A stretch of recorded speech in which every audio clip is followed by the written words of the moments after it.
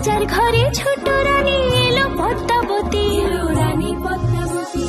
রাজার আরো 6টি রানীর ছিল না সন্তান, পদ্মাবতীর কোলালোতে মিলল সমাধান।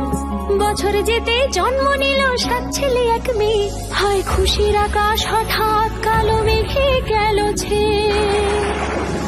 হিংসেতে যায় জ্বলে পুড়ে বাকি 6টি রানী, যুক্তি করে ঘটায় ওরা 7 কুমারের হানি। সুযোগ মতো 7 ছেলেকে মাটিতে দেয় পুঁতে, বাঁচে একা পারুল, ওরা পায় না তাকে ছুতে। ধাইমা বাঁচায় সেই মেয়েকে বড় করে তোলে, 7 ভাইকে পায় যে পারুল 7টে চাপা ফুলে। এত কিছুর পরেও রাজার বিপদ যে কাটে না, সূর্য নগরে সুখের সূর্য আর ওঠে না।